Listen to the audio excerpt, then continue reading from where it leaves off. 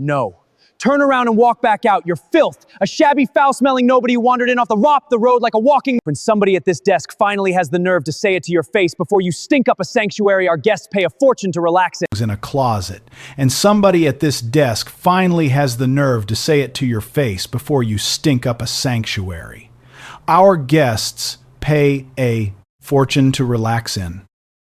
The old woman in the worn cardigan stopped just inside the doors, a canvas tote bag over one shoulder, and looked at the young man striding toward her across the slate floor. "Good morning," she said. "I have a booking. It's under my name. A thermal soak and a treatment." "A booking." He gave a short, practiced laugh. The laugh of a man who believed he could read a person's whole life in 4 seconds. "I'm sure you do. Do you have any idea what a single day costs here? More than that whole outfit you've got on. Shoes included. This is the Caldera Springs Retreat. Our guests are members. They book seasons in advance. They arrive by private car. They do not shuffle in off the road in a thrift store cardigan with a grocery tote and announce they've got an appointment. My booking was confirmed 3 weeks ago." The old woman said, "I have the email. The name is Hartwell. Please, just check the system. And I'm telling you to look at where you are." His voice dropped. "Smooth and certain. Pitched for the serene lobby. Whatever you think you booked. There's plainly been a mistake.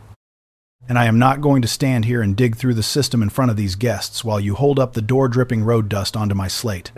There's a public bathhouse on the county road. 15 minutes back. That's the kind of soak that suits a woman like you. Not this one. It isn't a mistake," the old woman said. "Check the name. I'll wait right here." "I don't need to check anything. I can tell at a single glance who belongs in this retreat and who's trying it on. And dear, it has never once in your life been you. So pick up your little bag and go find that county bathhouse before I have to call someone and turn this into something neither of us wants. Because a woman dressed like you, drifting into a sanctuary like this, as though you could afford so much as the parking, isn't just out of place. It's the kind of thing that makes the people who actually belong here deeply uncomfortable. And I will not have it spoiling the calm of my floor. I'd just like you to check the name," the old woman said, very gently. "Then we'll both know whether I'm in the right place. There is no name in that system that puts the likes of you in one of my robes. Out. Before I have you walked back into the parking lot in front of every guest in this lobby and that, I promise you, is a thing a woman your age does not forget." And the woman he was saying all of this to, Eleanor Hartwell, 73 years old, standing in the hushed slate and cedar lobby of the most exclusive thermal retreat in the region on a quiet weekday morning. A worn canvas tote over one shoulder looked at the young spa manager in his crisp linen uniform for a long, quiet moment. She didn't argue. She didn't push past. She glanced once around the beautiful, light-filled lobby she had personally designed, every beam and stone basin of it, then back at the man. And she said, very gently, "Then I'd like to speak with whoever is in charge of this retreat today." She had no idea, and the man barring her way had even less of an idea that the next 40 minutes were about to take that serene, steaming, impossibly exclusive retreat and turn it completely inside out. And that before the morning was over, someone would be fired where they stood, in a lobby full of guests who had no idea the woman being turned away owned every stone the building sat on. If you have ever been made to feel, for one cold second, that you didn't belong somewhere, this one is for you. Stay with me. This is the story of Eleanor, and the morning that changed the Caldera Springs retreat forever. Eleanor Hartwell had not told anyone at the retreat she was coming. That was the entire point. She had a habit of visiting the places she owned unannounced. dressed exactly as she was dressed. Now a worn cardigan. Comfortable shoes. No jewelry. Nothing that announced money, because it was the only honest way to see what was actually happening inside a place when no one was performing. For the woman who signed the checks, and the Caldera Springs retreat was, though almost no one working there that morning knew it, hers. Eleanor was the founder of the Hartwell Collection, a company she had built over 40 years, from a single roadside guest house with a hot spring out back into a group of the most respected wellness retreats in the country. Caldera Springs was the flagship, the one she had designed herself. The one she pointed to when she wanted to show her people what the whole company was supposed to mean. She had carved its founding philosophy into the company in plain words.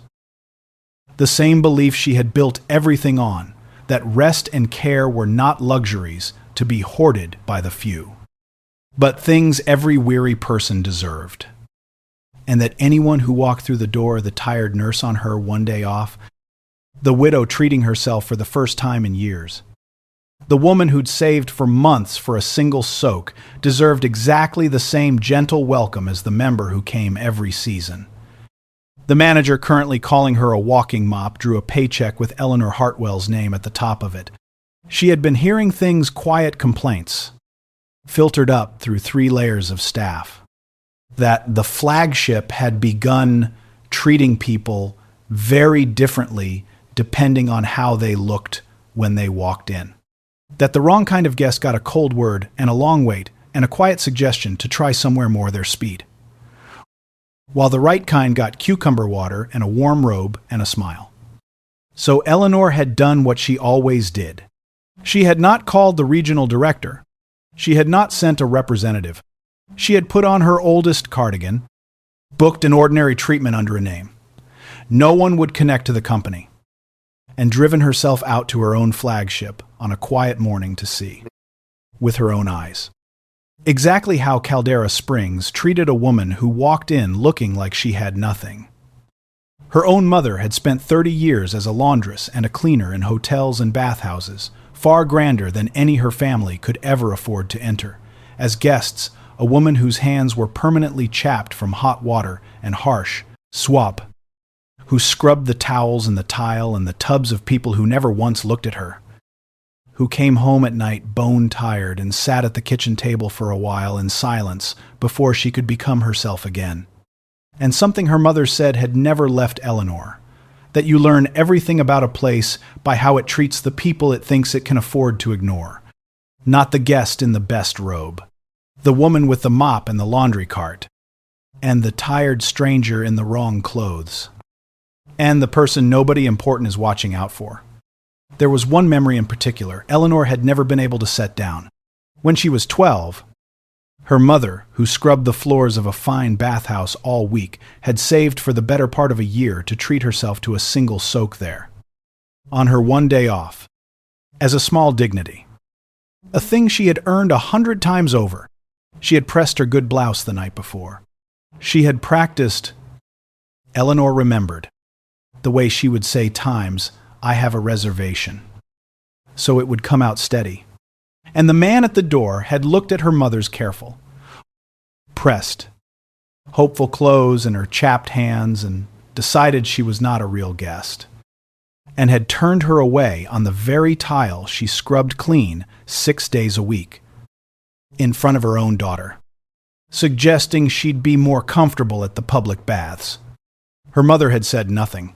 She had taken Eleanor's hand and walked her back to the bus stop, her chin up, her eyes bright and hard. And on the long ride home, she had said only one thing. Looking out the window, they don't know me there. 6 days a week. I keep that place clean enough for them to lie in. And on the 7th, I'm not fit to. Imagine that. And then she had been quiet the rest of the way. She never spoke of it again. But Eleanor had carried that doorway and that bus ride with her for 60 years. And underneath every retreat she ever built was a 12-year-old at a bus stop watching her mother, A woman who kept that very bathhouse spotless with her own raw hands be turned away from it like she carried something contagious? Building. Dollar by dollar. Decade by decade. The kind of company that could one day own the finest springs in the country and make certain its doors stayed open to every weary woman who'd ever earned a moment's rest and been told she hadn't. She had not built it quickly. And she had not built it for money.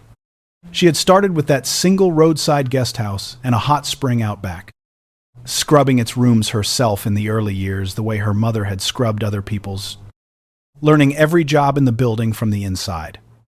Because she had promised herself she would never run a place. She did not understand from the floor up.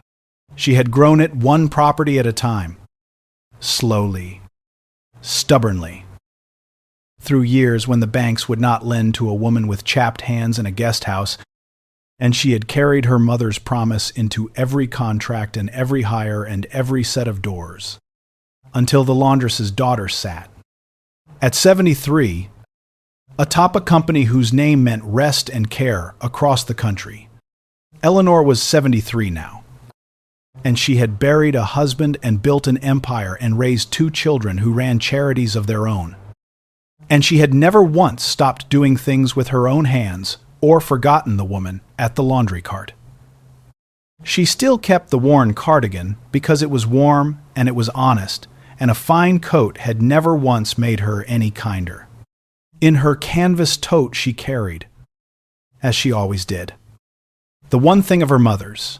She had left a small, smooth river stone, worn round and soft from 60 years of her mother's thumb, and then her own, that her mother had picked from the very spring behind that first guest house the day Eleanor signed for it, and pressed into her daughter's hand with the words Eleanor had carried every day of her life since. Eleanor, you build this place, and you build 100 more if you can.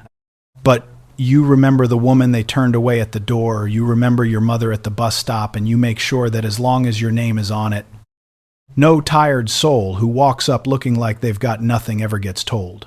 This rest isn't for them. The warm water doesn't care whose body sinks into it. Don't you ever let anyone forget that it was never meant to. Her mother had died not long after. Never grand. Never rich. And the only thing she left Eleanor was that smooth river stone. Eleanor had carried it for 60 years. The reason Eleanor Hartwell had driven out to Caldera Springs that particular morning, in her oldest cardigan, in her own modest car, was the most personal reason there is. She had heard that her flagship, the very place she'd built to be the opposite of the bathhouse that turned her mother away, had started turning away the tired, ordinary women it was meant for, and so she had come to see for herself, dressed as exactly what she had been the day her mother took her hand at that bus stop. Someone the world looks at and decides has nothing. She had not expected to be sent back to the county road before she ever reached the water. But that, of course, was exactly what she had come to find out, and the finding out had begun the instant she stepped through her own front doors. The man at the desk was named Brant Pierce, and there is a great deal to say about him. But the first thing to understand is the thing he understood about himself, that proximity to luxury was the entire foundation of his sense of his own importance. Brant, 34, had spent his career working the front of expensive places, learning their codes, mastering the art of making the right guests feel pampered and the wrong ones feel small, because the wrong ones feeling small was, in his understanding, the very thing that made the right ones feel grand. He carried a private terror, the way the cruel so often do, that he was, underneath the linen uniform, ordinary that he possessed, no distinction of his own. Only the gatekeeper's knack for deciding who got a robe and who got the road. And so he guarded that door ferociously, because every weary nobody he turned away was a way of standing. For a moment, securely on the inside of a world he secretly feared he had only ever been hired to stand at the edge of. He had a habit, when he was about to be cruel, of smoothing the front of his uniform with one flat hand, as if pressing himself into the man of consequence he so badly needed the world to see. So when an old woman in a worn cardigan walked up to his desk at 10:10 on a quiet weekday morning, Brant Pierce smoothed his uniform, and the morning began. You have already heard how it began: the filth, the walking mop, the public bathhouse on the county road, the guests who actually belong, who shouldn't have their calm spoiled. That was 10:10. Hold on to the shape of it, because every word is going to be read back to him, in front of the whole lobby, and he does not know yet that the room is listening. At 10, 3 Brant did the thing his kind do best, which was perform for an audience. A pair of well-dressed members stood near the tea station in their robes, fresh from the springs, and Brant caught their eye and said, just loud enough to carry, with a confiding, pained little smile. Every so often someone wanders up from the county road thinking a private retreat is a public pool. You learn to redirect them before they unsettle the members. One of them gave a small, uncomfortable laugh and looked away. There, right there, is your silent witness, the one who would lie awake on this for a long time, who in that moment said nothing at all, and Eleanor simply stood and absorbed it. The second stone, without a flinch, her thumb finding the smooth river stone in her tote.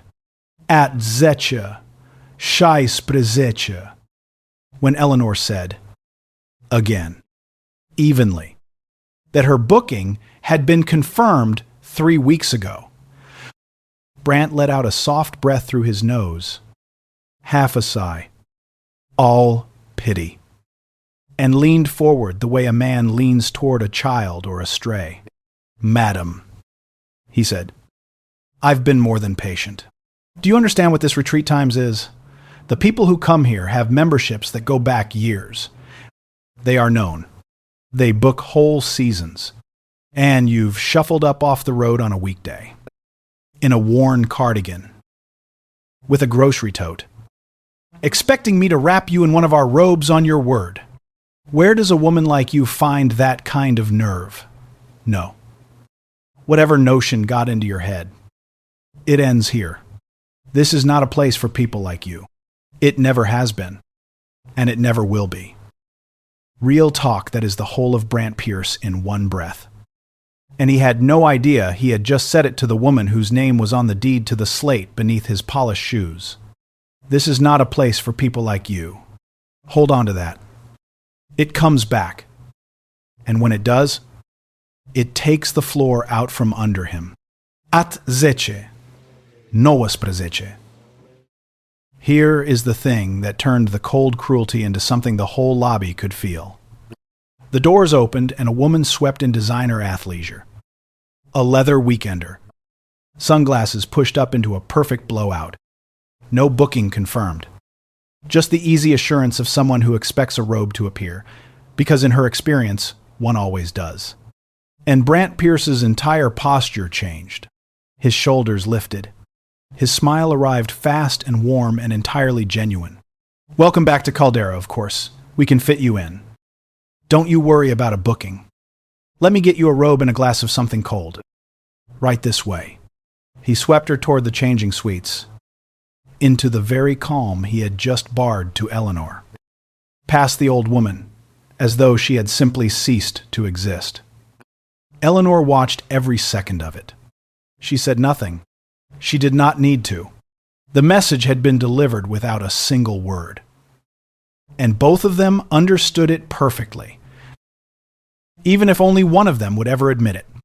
Eleanor felt the old, familiar shape of it close around her, the precise, practiced way a certain kind of person can make you disappear without raising their voice.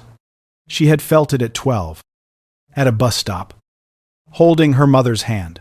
She had spent 40 years and a fortune trying to make a place where no one would ever feel it again. And here it was, alive and thriving. in the very lobby she had designed to be its opposite. She did not let it show on her face, but her thumb pressed down, hard, on the smooth river stone in her tote. At zech, doa zech, shi unu. A second, well-dressed guest arrived, and Brant performed the contrast deliberately, the way the cruel so often do, turning his whole warmth toward the new arrival while keeping Eleanor in the corner of his eye, so that the old woman would feel, precisely, the difference between how he treated her and how he treated someone he had decided mattered. Welcome. Welcome. Let me take that for you. The steam room's just been refreshed. You'll have it almost to yourself. And then, half turning back toward Eleanor without quite looking at her, as though gesturing at a draft from an open door, I'll have someone see this one out in a moment. This one. Not she. Not the lady. This one times a thing. A nuisance. A smudge on the morning. And the old woman stood and absorbed even that. The third stone. Without a flinch. Because she had decided to see exactly how far it would go. There's a young woman in this story, and her name is Priya. She was 23. A spa receptionist 6 weeks into her first job. And at 22, she was standing at the end of the welcome desk with a stack of folded robes. And she had been watching the whole thing with a color rising in her face she could not control. She had also, quietly, pulled up the booking system and found the name right there. Hartwell. Eleanor Thermal Soak and Treatment. Confirmed. She set the robes down and stepped forward. Mr. Pierce, I have her booking right here. It's confirmed. Thermal soak and a treatment. I can get her checked in and into a robe. It's no trouble at all. I can. Priya. Brant did not even turn his head. The linen room needs restocking. Go do it. Now. And then, to Eleanor, smoothing his uniform and recovering his thin smile. You'll have to forgive her. She's new. She still thinks everyone who wanders in deserves a robe. She'll learn how this retreat actually works. He glanced, pointedly, at the worn cardigan. You, madam, are this morning's lesson. Priya did not go restock the linen room. She took 2 steps back and stopped, the robes pressed to her chest, her eyes shining and furious. And she did not look away. Remember Priya. Everything in this story comes back around to Priya. At zeche, doazet shitre, Brant murmured to a passing attendant, who hurried off. And within 2 minutes, the duty manager arrived. Her badge read Vong, mid-40s, a sharper uniform than the attendants, because authority, in her understanding, was something you maintained through surfaces. She had clearly been briefed before she crossed the lobby, because she did not arrive with an open mind. She arrived with a conclusion already drawn. She positioned herself beside Brant in a way that made the geometry of the thing obvious, 2 of them on one side of the desk, Eleanor on the other. Madam, Vaughn said, I understand there's been some confusion. My manager has explained we aren't able to accommodate you this morning. I'm afraid there's nothing further we can do. There's a lovely public spa on the county road. I'd suggest you try there. There's no confusion, Eleanor said, her voice still level. I watched your manager wave a woman with no booking straight to the changing suites. 30 seconds after telling me my confirmed appointment must be a mistake. I'm asking you to explain that. Vaughn's expression hardened. The way a position hardens when it is challenged by someone, it has already decided to dismiss. My staff exercised professional judgment. I stand behind it. Your professional judgment, Eleanor repeated, and for a long moment she said nothing at all. She thought about her mother. 30 years of hot water and harsh soap, scrubbing the tile of places she could never soak in. The chapped hands. The way the old woman would come home and sit at the kitchen table in the dark for a while before she could be anyone's mother again. Her mother had never been bitter about it. Not exactly just tired in a particular way, Eleanor had understood even as a child. What her mother had given her was not anger. It was clarity. And standing here now in the lobby of a retreat she had built with her own vision, the smooth river stone warm in her hand, Eleanor felt that clarity settle over her like something solid. She was not going to reveal who she was. Not yet. Because if this was happening times here, at the very flagship she'd built to be the opposite of the place that turned her mother away, then she needed to see the full shape of it before she did anything. Not for her own satisfaction. For every tired woman who would walk up to that desk after her and not have the power to make it stop. "I'd like your full name and your exact title," Eleanor said. "Both of you. For the record." They gave them without warmth. Eleanor noted them the way she noted everything, quietly, completely, without making a show of it. Then she stepped back from the desk, found a low cedar bench by the window, sat down with her tote in her lap, and reached for her phone. At 10:20 she opted. Vaughn did not return to wherever duty managers go on a quiet morning. She stationed herself near the desk, watching Eleanor, the way a person watches a problem they have decided to remove but have not yet worked out how. Every minute or so her eyes crossed the lobby to where the old woman sat. And each time her expression carried the same message. You are still here. And I would prefer that you weren't. Eleanor noticed. She noticed Vaughn murmur something to Brant that made the younger man straighten. She noticed Priya near the desk, her hands gone still, her eyes flicking again and again to the old woman on the bench. She noticed the members at the tea station grow quiet, their attention drifting toward her without committing. The lobby had developed that particular tension, the kind that forms when a room full of people senses something is wrong and waits for someone else to name it first. Eleanor had felt that tension in enough rooms over the course of her long life to know its exact shape. It was the tension of people who knew something unfair was happening and had each decided, for their own reasons, that it was not their place to say so. And she sat with it. The way she had learned to sit with a great many things across 73 years. She was not angry. Exactly. Anger was a young woman's fuel.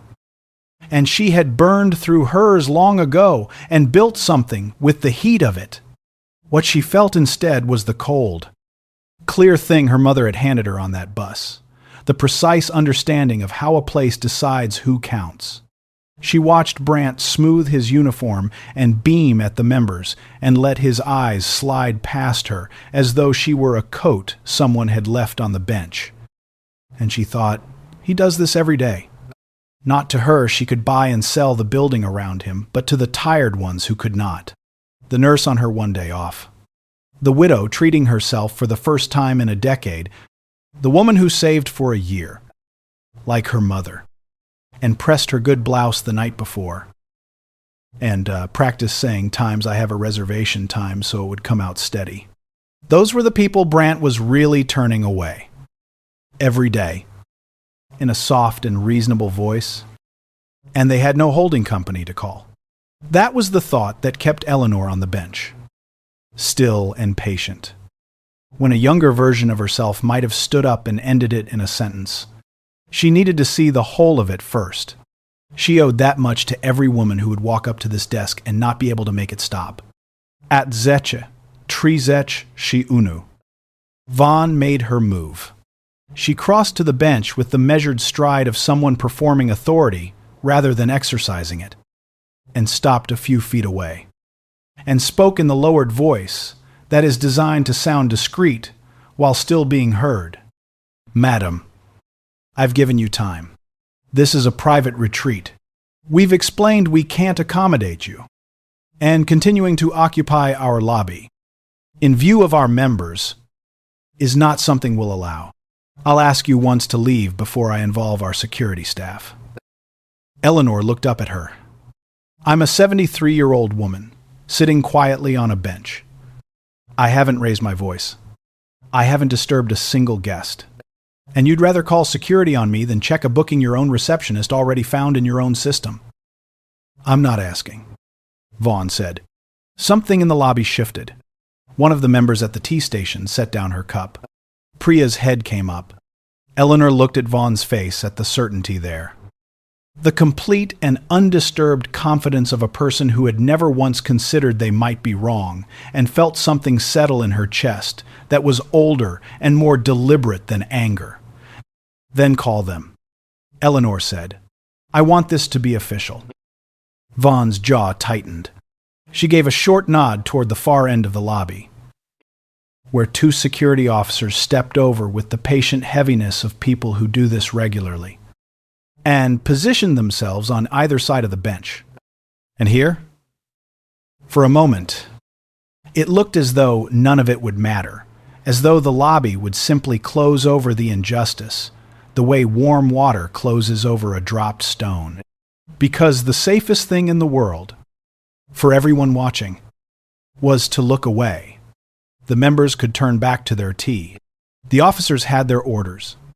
Priya had a job to lose. That is how it usually goes.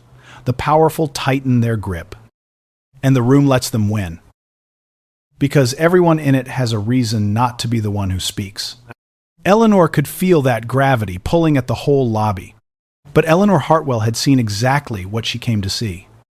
And she had her mother's river stone warm in her hand.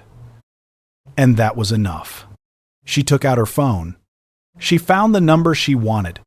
She pressed call and brought it to her ear and said 4 sentences and listened for 10 seconds and ended the call.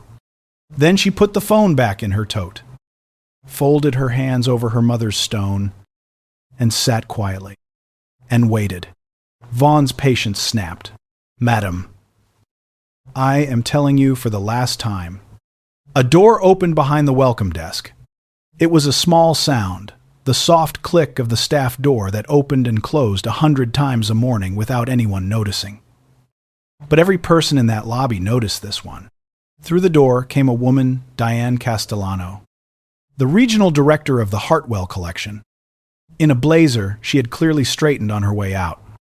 And behind her, the retreat's general manager and 2 members of the executive team, all moving with the barely contained urgency of people who understand exactly the weight of what they are walking into. Because Eleanor's 4 sentences on the phone had gone to the one person who knew exactly who she really was. The director who answered, in the structure Eleanor had built, directly and only to her. Diane crossed the lobby directly to Eleanor. She did not look at Brandt. She did not look at Vaughn. She looked at Eleanor at the old woman on the cedar bench, with the worn cardigan and the canvas tote. The way a person looks at someone, they have just realized they have failed. And she stopped in front of her and said, with a formality that carried real weight, "Mrs.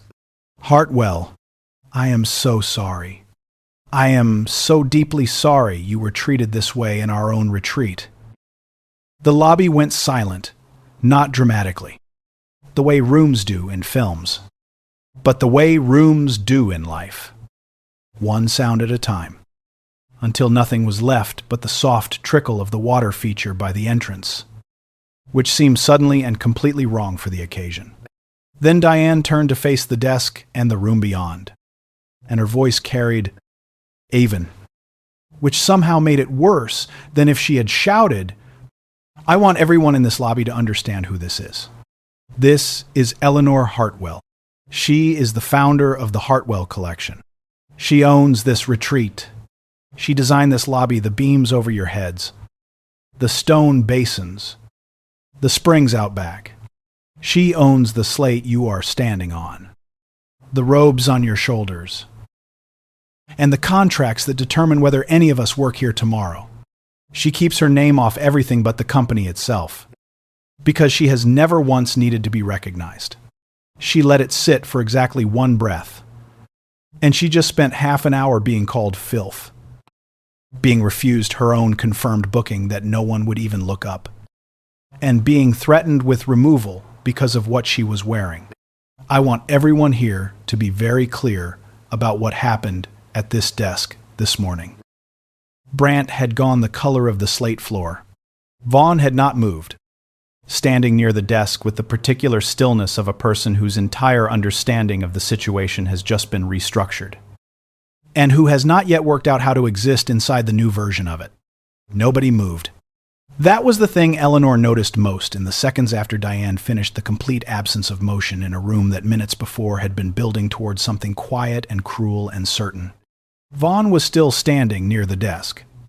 Brant had one hand braced on the welcome counter as if he needed it to stay upright. The two security officers had stepped back without being told, instinctively creating distance from a situation that had just fundamentally changed shape.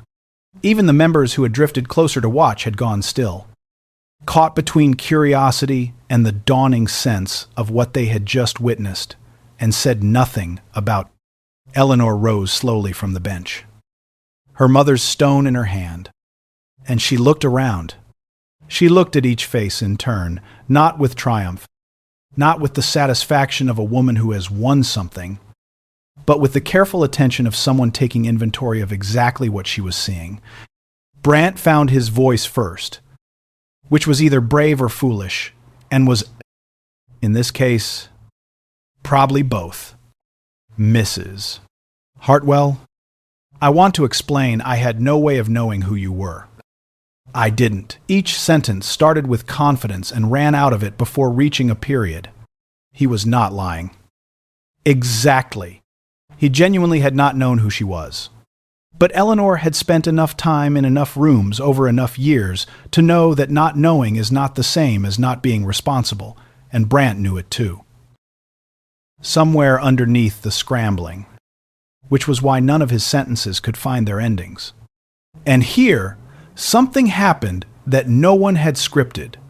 One of the members at the tea station, the one who had given the uncomfortable laugh, the silent witness, the one who had looked away, set down her cup and stepped forward, still in her robe, and her voice shook, but she said it anyway, to the whole room. I heard every word that man said to her, and I laughed. I am ashamed of myself. I would want every single word of it on the record. She looked at Eleanor and stepped back, and she did not look away from anyone for the rest of the morning. It was a small thing. It was also the thing the whole lobby had been waiting for someone to do. And once one person had done it, the air changed for good. Eleanor let Brant's silence settle. She did not interrupt, did not shift her expression, did not give the man anything to push against or cling to. She simply waited until the words ran out entirely. And then she spoke. "You're right," Eleanor said. "You didn't know who I was. That's the whole point." Her voice carried across the lobby without effort, not because she raised it, but because everything else had gone so quiet. Everything you did this morning, you did because you looked at me and decided I was no one. Not because of anything I said. Not because of anything I did. Because of an old cardigan and a canvas bag and a pair of comfortable shoes.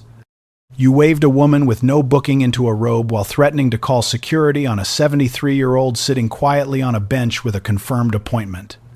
You decided, in 4 seconds, that rest in this place was not for someone who looked like me.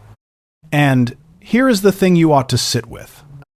When this is over, and you have time to think, the most precious guest who walked through that door this morning, the one who had earned this rest the most, was the one you called a walking mop. Because she had spent her whole life making places like this clean and warm for other people, you just couldn't see it, because you have trained yourself to see only what people are wearing. She opened her hand and held up the small, smooth river stone, just slightly, into the light from the tall windows. My mother scrubbed the tile of a fine bathhouse for 30 years, and the one day she saved up to soak in it herself. A man at the door turned her away on the very floor.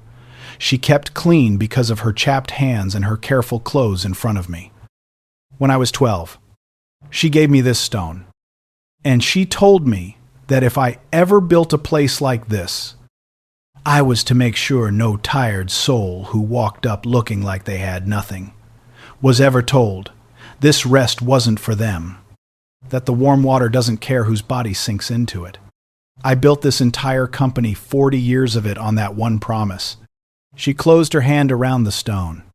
And you stood at my door this morning and broke it. To an old woman in a worn cardigan.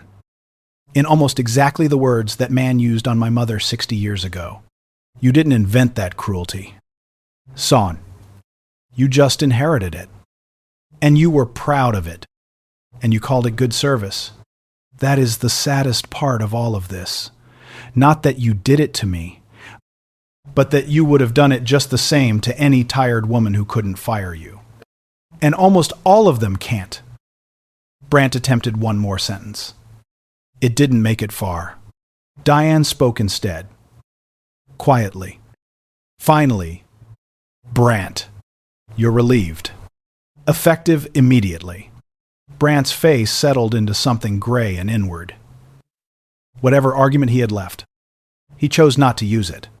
He smoothed the front of his uniform, once the small automatic gesture of a man trying to preserve the last intact piece of his dignity, and walked toward the staff door without another word. Then Eleanor turned to Vaughn, who had not moved. You were given a chance the moment you crossed this floor. Your own receptionist had already found my booking in the system. A young woman, 6 weeks into her first job, did the one thing you, with all your years and your sharper uniform, refused to do. She looked. You chose to call security on an old woman rather than spend 10 seconds confirming what was right there on your own screen. She held the woman's gaze. That isn't judgment. That's a person so certain of who doesn't belong that she never once stopped to check. Diane met her eyes and nodded. She's relieved as well, she said. Vaughn's jaw worked. She found nothing to say. She turned and went, but Eleanor Hartwell did not build her life on punishment. And this story does not end on the two who were fired. Because the lesson her mother gave her with a smooth river stone was never, not for a single second, only about the cruel. It was always about the people who do the right thing when it costs them something. Eleanor walked to the welcome desk, where Priya had stood through all of it, the folded robes against her chest, her eyes never once leaving the old woman. She stopped in front of her and kept her voice low. Just for her. You found my booking? She said. You knew the truth in 30 seconds. And you offered to check me in and bring me a robe. And your manager sent you off. And you didn't go far. And you didn't stop watching. I understand exactly how hard that was, 6 weeks in. With people who could end your job standing over you. Most people, in that spot, find a reason to look at the floor. They tell themselves it isn't their place. That the manager must know something they don't. That one old woman in a cardigan isn't worth their whole livelihood. And every one of those reasons is sensible. And every one of them is how a place like this rots from the inside. You didn't reach for a single one of them.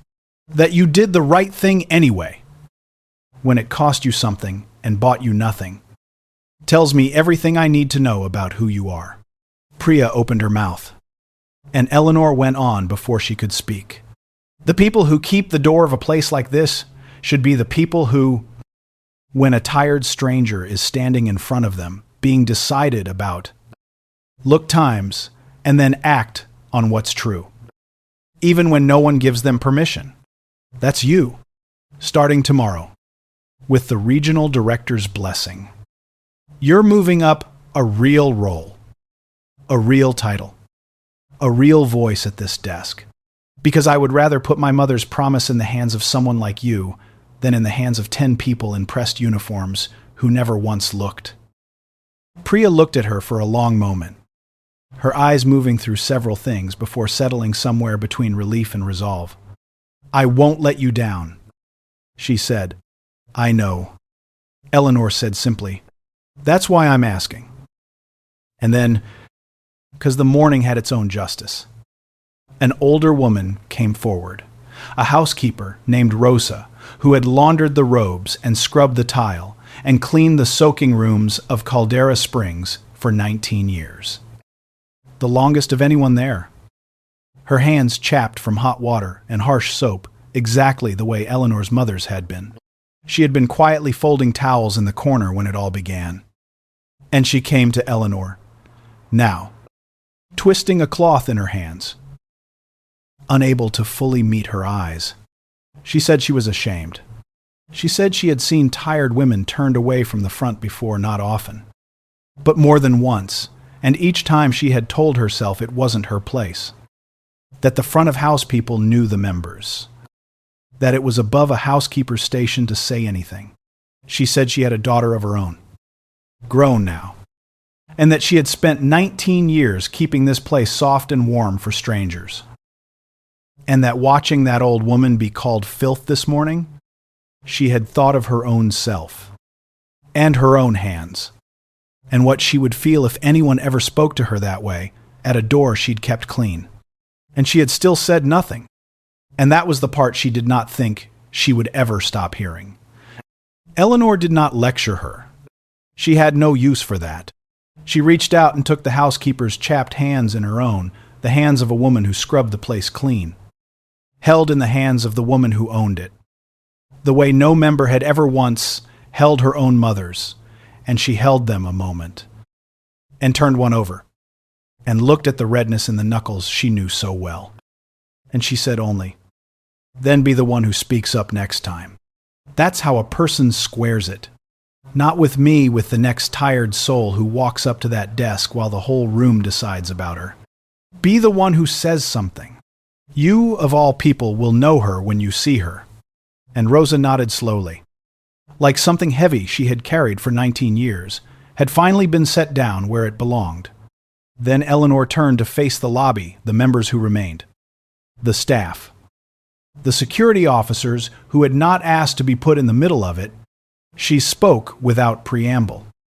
The way she had learned to speak across 40 years when the thing that needed saying did not improve with decoration. I have been building places for tired people to rest for 40 years. My mother scrubbed their floors before me, and there is exactly one standard I have never been willing to negotiate. Every person who comes through that door is treated with care and with dignity before they prove a single thing. Not based on what they're wearing, not based on what they look like, not based on whether they seem like they can afford the season. Every weary soul. Every time. No exceptions. She looked around the lobby, one last time, at the cedar beams, at the stone basins, at the slate floor her own mother had only ever crossed with a mop and a laundry cart. The warm water doesn't care whose body sinks into it. It never did. Some of us forgot that this morning. We are not going to forget it again. Because the way you treat the person you think is no one is the only thing that ever told me what a place is truly made of. She let her gaze move, slowly, across the watching faces. The members in their robes. The staff frozen at their stations. If anyone who works here cannot live by that, I would genuinely rather you found somewhere else to work. Not as a threat, only as the truth of what this place is going to be.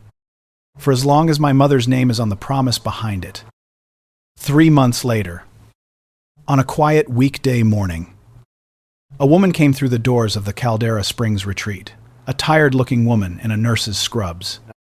Clearly, straight off, a long shift, clutching a printed confirmation in one hand and wearing the wary, braced look of someone who had been made to feel small in a place like this before.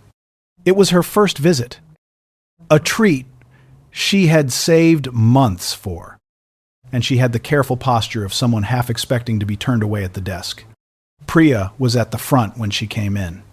She came around the desk to meet her before she reached it, and she did not glance at the scrubs or the tired eyes or the worn shoes. She looked at the woman, and she smiled the way people smile when they genuinely mean it. And she said, "Welcome to Caldera Springs. We are so glad you're here. Let's get you out of those shoes and into a warm robe. You look like you've earned this more than anyone who'll walk in all day." Within 2 minutes, the nurse's shoulders had come down from around her ears. Within 5, she was wrapped in a robe with a glass of something cold in her hand, being walked gently toward the springs, blinking back something she hadn't expected to feel. In the far corner of the lobby, Eleanor stood watching. In a cardigan that was, this time, only slightly less worn than the last. She had come for a quiet visit, and she had not announced herself. Because she wanted to see this first, the ordinary work of the place. The everyday version of the thing she had spent her whole life trying to build. She watched the nurse be received not as a problem to be managed, but as a guest who had earned her welcome. And she felt something in her chest that she did not have a tidy word for, something close to the feeling of a debt. 60 years old, being quietly paid down a little at a time. A great deal had changed in 3 months, and most of it would never make a brochure or a headline, because the most important changes never do. Every front-of-house employee across the Hartwell collection now went through the same thing. Brant had refused to learn, not a service course, but a values one, built around an exercise in which they sat for 1 uncomfortable hour on the other side of the desk, as the tired stranger being decided about. Check-in had been rewritten so that no manager could ever again turn a guest away without looking up their booking in front of them. The truth in the system now carried the weight, not the uniform. And quietly, the retreat had started something new in Eleanor's mother's name, a standing program of free days, set aside each month for the people who do the unseen. Exhausting work the guests never think about. The nurses, the caregivers, the cleaners, the laundresses, the women with chapped hands who keep the world running and are so rarely cared for themselves.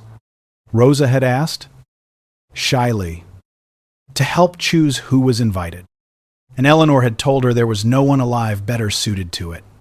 Mounted behind the welcome desk, now the very spot where a man had once told an old woman, this rest wasn't for her, there was a small bronze plate. It carried no company name and no slogan. It carried a single line. The line Eleanor's mother had pressed into her hand with a smooth river stone 60 years before. The warm water doesn't care whose body sinks into it. And in the staff corridor, where no guest would ever see it, hung one framed photograph, a tired woman in a laundress's apron beside a cart of folded towels, her hands red from the hot water, and beneath it the dates of 30 years of keeping such places spotless and nothing else.